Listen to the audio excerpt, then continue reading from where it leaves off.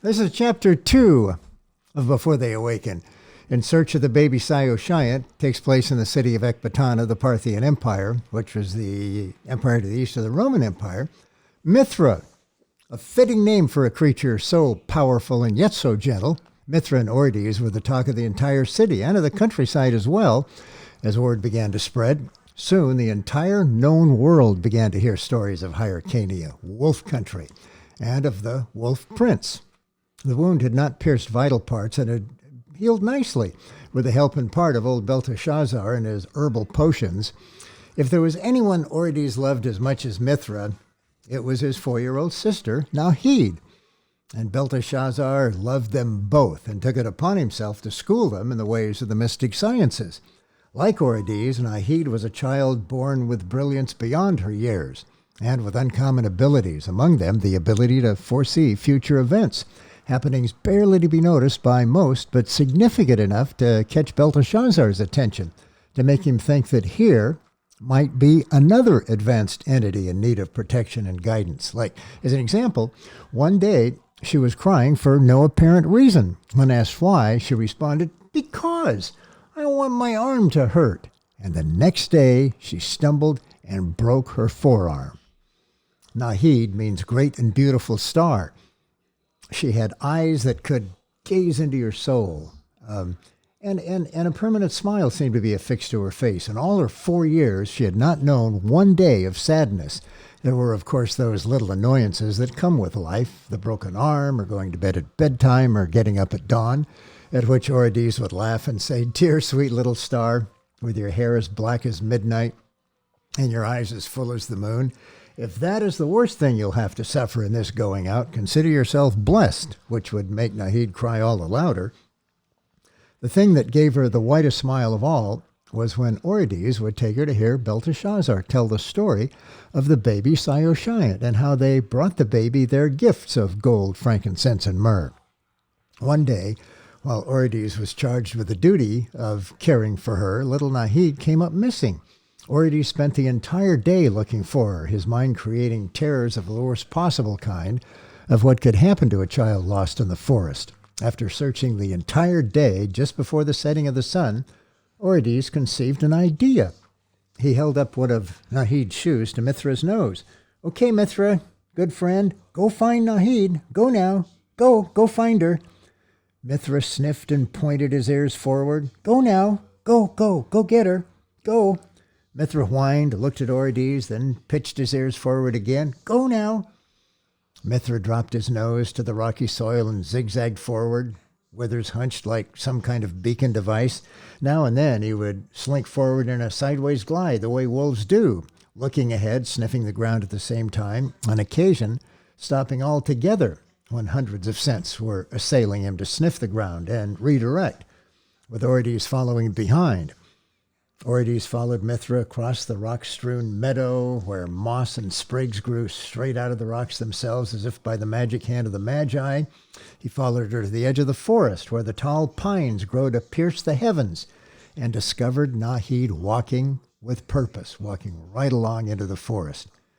No more than 100 yards from the palace. "Sweet child, never do that again," he scolded. "You scared me so.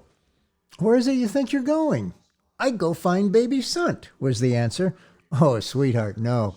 That is too far away. Besides, that was a long time ago. The baby Chpt is all grown up now." Time and time again, Nahid would go trudging off into the forest to go see baby Chpt, as she would put it. Belteshazzar would run after her and gently scold her, then reassure her that she would someday have a very special place in the baby Chpt's life. "I have seen the future in my dreams," he would say. "It is ordained." She would spout in protest. "I go see baby Chpt like Burr did." Then she announced, with the supreme confidence that could come only from a 4-year-old, that she was going to grow up and marry the baby Chpt. Ordes took her regularly to the forbidden hollow of the Chaldeans, where Belteshazzar would tell his stories. Belteshazzar was filled with marvelous tales of adventure. No one ever knew if they were true or not. He claimed they were true, though they defied imagination, like the one about Shadrach, Meshach, and Abednego. King Nebuchadnezzar had passed a sentence of execution upon the three, and threw them into a fiery furnace, after which he heard what sounded like singing and laughter coming from inside, which didn't seem possible. The furnace was so hot that when the king peered inside to investigate, he singed his eyebrows. Of course, what he thought he heard was not possible, given that the furnace was hot enough to melt iron. But when he looked a second time, singed eyebrows and all, what he saw was beyond belief. He saw 4 men, not 3, unhurt, and smiling and laughing, Shadrach, Meshach, Abednego, and a fourth, a Fervashi, clothed in white, whereafter the 3 walked out untouched. Then there was a time old Belteshazzar claimed he had been thrown into a den of hungry lions and emerged without so much as a scratch after remaining there for a full day and a full night. Nahid believed every word of these crazy tales. Orodes himself came to believing them. They were told with such conviction. The thing that made the story so special was that Belteshazzar claimed to have been a personal witness, which, if true, would put him over 700 years old. He was in the process of committing these stories to the written word in a scroll that he said he was going to call the Book of Daniel, his given name prior to his service to the Parthian Empire. Without a doubt, Nahid's favorite story was that of Saoshyant, born in the far-off land of Judea, and whose given name was Yeshua ben Yosef. In the coming of his time, Belteshazzar would say, it will be amazing. It is the ending of the 1,000-year period. The Bundeshishan predicted a sign would appear in the heavens to herald his birth, was how Belteshazzar would begin the story. Year after year, we among the Magi would watch the night sky faithfully, night after night, scanning the skies east to west and north to south. For years we watched. And then one night, there it was, the King's Star. We saw it merged with the Star of Renewal and Rebirth to be joined by the Star of War. 3 huge stars clumping together in the heavens. The Star of War is the one called Mars by the Romans. It symbolizes the day when the Fervashis will descend and claim victory over the forces of evil. The mighty 3, Mars, Jupiter, and Saturn, the most powerful of the hosts of the night sky, came together within a collection of stars known to represent the land of Judea. Somewhere in Judea, the heavens were telling us the child had been born. There could be no mistake about it. The Most High had taken on a cloak of flesh and blood to walk among men. So we set out to find our king and lay before him our gifts. Our journey was long, lasting many days. Where is Jewie? The wide-eyed little girl would ask, and Belteshazzar would each time answer in the same way, a shine of adoration sparking in his eyes, for he did so love little Nahid. Judea, my child, is way far away, he would say, beyond the mountains, beyond the desert, close to where the earth and the sky meet, where the earth falls into a great and boundless sea. It took many nights to get there. How's come you didn't get lost when you went to see him? She would ask. We had the big star, remember, he would answer. As we traveled, another star came to guide us, a great heavenly body that moved slowly across the sky. And this was 10 times as big as a normal star, even a big star. It looked like an upside-down teardrop. Its head lay high, and its tail fanned out toward the earth in a manner most spectacular, in translucent fashion, fading lighter and lighter to merge with the night. With each setting of the sun, the star moved further westward, and each night it dropped lower in the sky, coming closer and closer to touching the mountains and the earth. As we traveled, we could see it even in the daytime, an upside-down teardrop of barely visible white brushing against the blue. As we passed into Judea, the silver mist of the star's tail had touched the horizon, had touched a city called Jerusalem. So then we inquired of the people there in this city called Jerusalem, asking where was he who had been born King of the Jews. No one understood what we were talking about. A strange sight it must have been indeed, the Parthian kingmakers coming from the east, claiming to have followed a divine star in search of one they would install as king. As king of the Jews? As king of Parthia?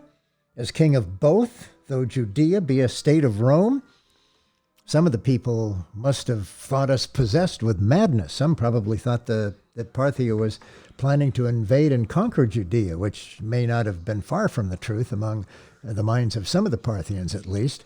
Herod was concerned as well. and summoned us for an audience. Herod told us that certain Hebrew writings also spoke of the coming of one sent by God, to be known as the Anointed One, the Messiah. Herod told us that when word came to him that the Magi were searching for a king born in the land of Judea, he called together the priests and the teachers of the law and inquired of them if this was true, and if so, where the child had been born. The priests pointed to the writings of a Hebrew prophet called Micah, in which was declared that a future king would in fact be born in Bethlehem, a king great and powerful. One of the priests had the passage committed to memory. It goes like this: "But you, Bethlehem Ephratah, though you are small among the clans of Judah, out of you will come for me one who will be ruler over Israel, whose goings out are from of old, from days of eternity." Herod seemed as excited as we were about the king's birth. He asked us when the star had first appeared. We began our journey the very instant the heavens revealed themselves, we told him, and we have been traveling many days, many months. Herod sent us in search of the child to Bethlehem so that he could worship him too. It was late in the evening when we set out once more. The star was still there. We saw that its resting place was not Jerusalem, but in fact Bethlehem, 6 miles beyond. We saw that the entire town of Bethlehem was enclosed within the bottom of its wide cone. As we watched and marveled at the sight, there gleamed from the middle of the star's head a narrow stream of its essence, silent and pure, a twinkling within the cone of the softer light, sparing down to rest upon a certain single rooftop. Then it was gone. But we remembered, and we marked the house. As we moved closer, the star and its cone moved further away, as happens when one comes close to a spot touched by a rainbow. But we had marked the house wherein the child lay, asleep in his bed, under the protection and care of his father, the great and holy Ahura Mazda. It was a happening that was recorded in the journals of a Chinese stargazer, who had made note of a large comet that had appeared over the valleys and mountains of Hyrcania at the time of the child's birth, and whose course over the days and months had taken it westward to pass over Judea, so that doubtful future generations may read and believe. "What did you do then, after the star found the house?" she asked. She asked the same question each time she heard the story, and each time Belteshazzar would answer in the same way. "Why, we approached the door, and we asked the man who came out if there was a child in his house." "What did the man do?" she asked, as she did each time she heard the story. "What would you do if you looked out your window and saw hundreds of kingmakers from the land of the Magi claiming your child was their future king?" Now he laughed. "I would tell them, no, no baby here." "Exactly. And that is what the man said." "You know what I would think? I would think you were robbers." Standing outside the house were hardly thieves. Standing there were Magi, kingmakers, dressed in expensive linens and carrying gifts. "We are looking for the child who has been born King of the Jews," we said, "born of virgin woman from the seed of the Most High." The man explained that we had made a mistake, that his son was not of royal lineage. "There has been no mistake," we told him. "We have seen his star. It went before us and led us here." We assured him that we would not harm the boy, that we only wished to honor him and present him with gifts. So what happened then? The man was very protective, refusing steadfastly to let us see his son, suspicious of our intentions. After all, imagine your thoughts as a father. You are aroused in the middle of the night by a contingent of royal priests from a country with which your country maintains an uneasy peace, and they announce that your son is their king, more than a king sent by God. Oh, I would say, no baby here. Yes, but this father knew his son was no ordinary boy. This father knew what the answers were when we asked our questions. When was he born? Did your wife conceive the child while still a virgin? Does the boy display unusual abilities? Does he have intelligence beyond his years? Were there visitations from angels? Yes, he knew, she stated, as if she could tell the story herself. "So why don't you tell me what happened next?" said Belteshazzar. Baby Sant came running round the corner to stand right in front of you. Yes, that is what happened. The child came toddling out, followed by his mother. We told the father, let us at least leave gifts. They are expensive gifts, among them gold that could be used for the boy's care and well-being. Please, take them, please. The mother pleaded with her husband. We've been praying for a means of survival, she entreated. This gold might be the answer. Let us take a chance and let them in. The father gave a nod of his head, and the mother gestured for us to come forward. At that moment, we knew we had found our Sayo-Shiant. When the child looked up, we knew. We were filled with the essence of God. It caused us to drop to our knees, for indeed, this was a king and more. Then what happened? We laid our gifts before him, and we left. But we sent back servants to keep a distant watch over the child and his family, so we would know where he went and what he did, the things he taught, so that when he was ready to accept his kingship, we would be ready. We tried to persuade the mother and father to come with us to bring the child to Parthia, so he could be properly trained and guided in his development. The father and mother, of course, refused. We accepted their decision, though we had the power to do otherwise. With us were guards waiting outside, and servants and soldiers who could have forced them to go. Ahura Mazda has chosen to place this child in the care of this man and this woman, we reasoned. We must respect their decisions and their authority. The others finally agreed that yes, this was the right thing to do. We all agreed that the child should grow in the environment in which God had chosen to place him. Let the child, once he is matured, make the decision for himself of how and when he is to lead. We decided, after all, he is Sayo-Shiant. How much greater is his wisdom than ours? Beyond this, we were divided. Some thought he would be a physical king, leading armies of bone and muscle to gain the kingdom with force. Others, myself among them, argued that his purpose was a higher one, an inner one, and that the kingdom over which he was destined to rule was something other than that of mortar and stone. So then you went back? Yes, we returned to Parthia without telling Herod of our discovery.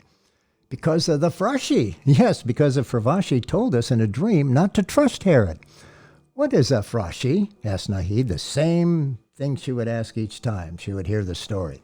Belteshazzar would answer in the same way. Fravashi, child. Say it. Fravashi. Fravashi, Nahid would report. Very good, child. Very good. A Fravashi is a servant of Ahura Mazda, having great white wings. Like Sant, she said, pointing, meaning Sayo-Shiant the eagle, perched on his pedestal, eyes closed. Yes, child, yes. Wings like Sayo-Shiant, except a Fravashi is not a bird. A Fravashi is like a man, but with wings. Some people call Fravashis angels. How's come the eagle has the same name as baby Sant? My, but you are full of questions. Little Nahid, little sweet, beautiful star. Well, I'll tell you why. In years gone by, the Magi of ancient times envisioned Ahura Mazda as looking like an eagle. In truth, Ahura Mazda is much more than an eagle, but it is as good a symbol as any because the eagle flies free and the eagle protects its young with its powerful yet gentle wings, and Sayo-Shiant the child comes to protect us. Belteshazzar stopped and smiled, nearly chuckled, in seeing boredom creep into the child's eyes. Oh, Nahid said. It seemed as though the bird was bored too, having heard the story himself 1,000 times. But the boredom didn't last long, thanks to Mithra. The wolf rolled over and opened his massive mouth, an invitation for the bird to spread his wings and lower himself to the floor so he could pick out food particles from between Mithra's teeth. It was the oddest of symbiotic relationships. The two were fast friends. When the eagle wasn't riding on old Belteshazzar's shoulders, he was riding atop Mithra, who was always walking next to Orides, the animal's withers tall to the waist of even a tall man. Surely such relationships were signs that the spirit of the divine abides within animals as well. Some feared it to be the opposite, that it might be the spirit of Ahriman possessing them both.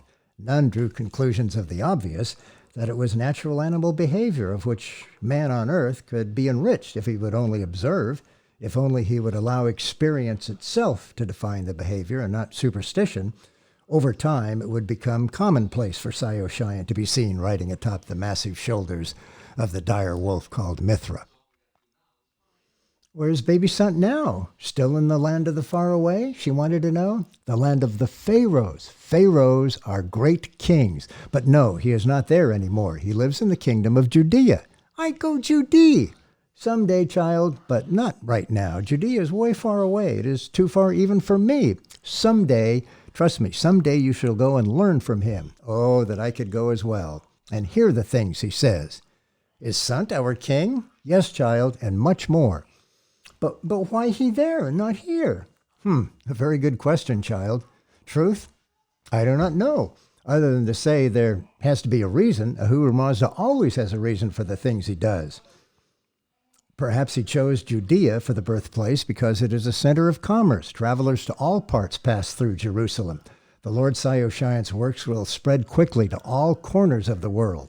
Perhaps he chose Judea because among the Jews there exists detailed and disciplined methods of record keeping. Perhaps because among the Jews there exists an advanced system of ethics under which he could better grow to understand his true nature and purpose. For one comes into a new going out with a mind like an empty vessel. For all these reasons, perhaps it is that Ahura Mazda has chosen a Jewish maid to receive the seed and to be the Holy Mother Eridot Fedre.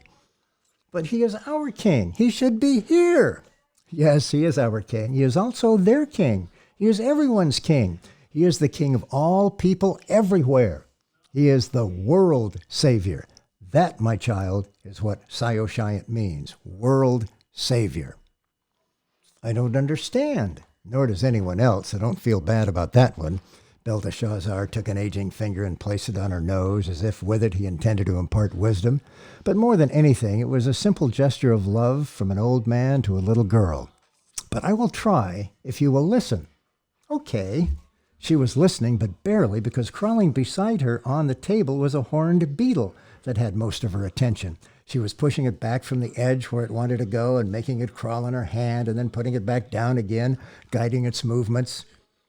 She being the god and the tiny creature being her subject. Well, okay, let me go on to explain, said Belteshazzar. How do I say it? Let me say it this way. You have heard in your classes that Ahura Mazda made us, right? And that he also made the animals that roam the land. Like he made Mithra? Yes, child, like he made Mithra. And the fish in the sea, and the birds in the air, and the stars in the sky. But that is not quite correct. What I say is this. I say that Ahura Mazda, the supreme architect of all that is and all that ever will be, he who was, is, and forever shall be, is not yet finished with his creation. You mean he's still making things? He is still making everything, and that includes you and me and all of us. He's still making me? Yes. Why? Only Ahura Mazda knows the answer to that question. He is not done with any of us yet. How will we know when he's done? At the end of all of our lives, after having been molded into the children of his perfection, we shall sit in his high court. As his sons and daughters, we shall claim our inheritance, which he holds for us. The hand of Ahura Mazda will have destroyed us and raised us back up. But that is not the end either. Even after that, we shall grow and advance. What does Armaz look like? What does who look like? Armaz. Ah, you mean Ahura Mazda. What does he look like? Is he big and scary? Father says that if I ever did see him, I would go blind. He is so scary looking. Well, I don't know about that. Let me see if I can explain. How do I explain? He's like this huge machine, if one can define such vast intelligence in terms so limiting. And each one of us, even that nasty little girl you keep fighting with, even people you don't know, are all a part of the machine. We're all cogs in that machine. What's a cog? A cog, a little wheel with teeth that's connected to another wheel. All the wheels together make the machine work. If even one of those little wheels breaks down, the machine breaks down. The machine won't work.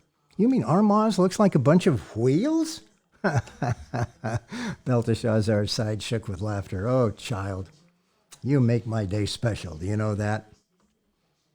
Mm-hmm. Okay, all right, look. Belteshazzar reached for a nearby bucket of water that sat beneath a dripping vent. Bobbing along the top were thin slivers of ice left over from the overnight frost, making it cool and refreshing for those that dipped in a ladle for drinking. Okay, imagine the water in this bucket is a Huru Mazda, existing everywhere, having in it the potential of all form and all existence. And the ice here? Imagine that it is you and me.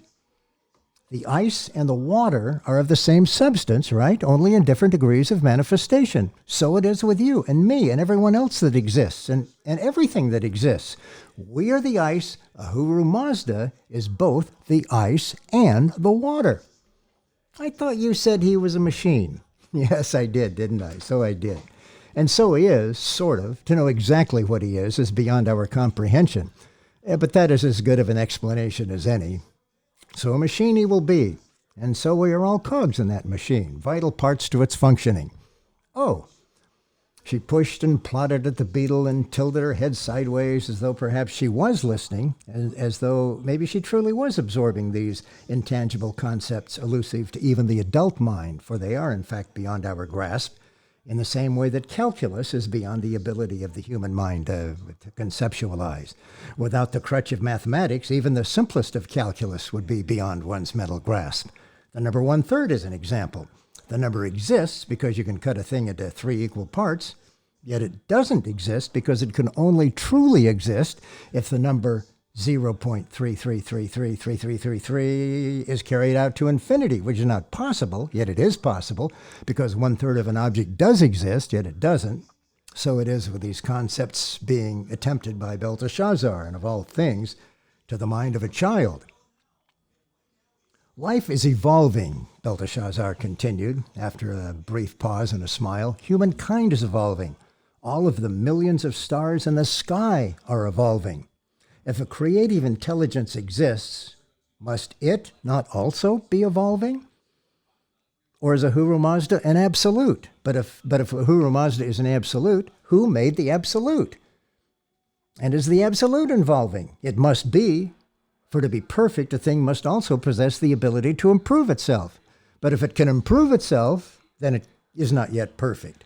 Belteshazzar nodded his head up and down as though to examine and then agree with his own hypothesis. The enigma of existence, he went on. To be perfect, a thing can never be perfect.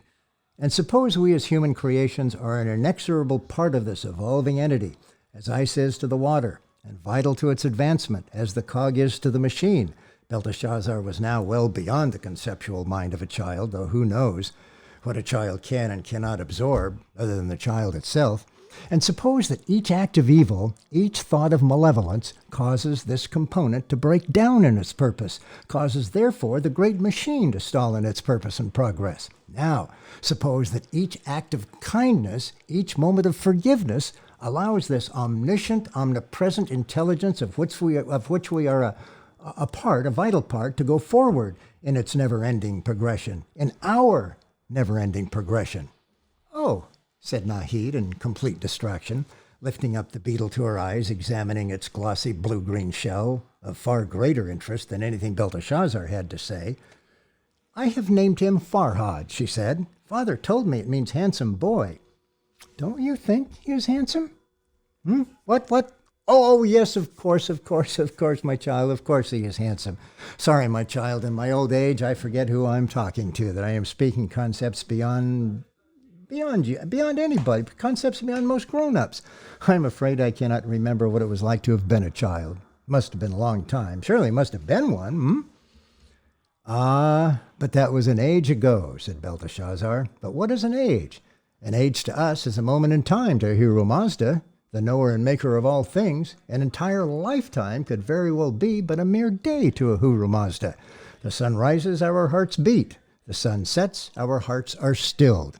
And we rest until he sends us out again to refine us more, as one purifies a metal again and again, until at last that creation has met certain death, and a new one has risen from its ashes, a creation in its completion, one sitting in the high court of Ahura Mazda forever, the right hand of the Father, as those in the land of the Israelites would say. And even that is only the beginning, for when eternity is the end point, any point in time is only the beginning.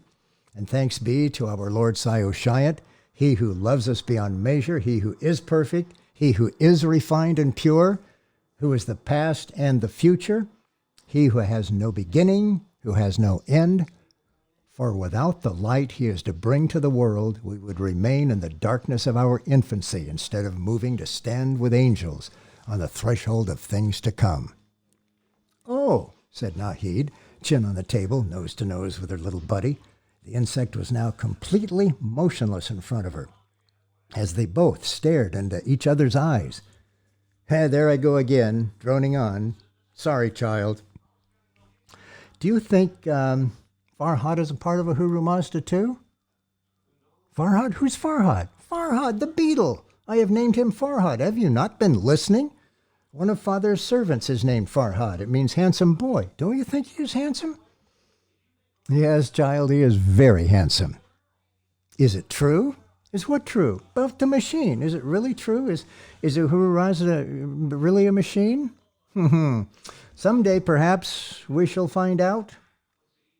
I saved Farhad's life because you didn't see him. He was on the floor. You almost stepped on him, so I helped the machine. You have been listening. Oh, what a dear child. Yes, of course. You helped very much. And yes, Farhad is also a part of the machine. He kissed her on the top of the head. You have been listening, my precious, precious child. And this tender old man everyone thought was doddering and confused, but within whose mind blazed the secrets of life and immortality, droned on again about concepts beyond comprehension, until the child yawned and looked as though she were about to fall away into sleep. I think it's true, she said. What? You think what is true? About the machine, that we're a part of the machine. Here's the funny part, said Belteshazzar. It doesn't really matter if it's true or not. What matters is that we love one another and help one another and forgive one another and lift one another up. That's what matters, because that is what makes the machine work, even if there is no machine. I think so too, she said. And Farhad crawled off to pursue his own unique role in the machine, if the machine exists.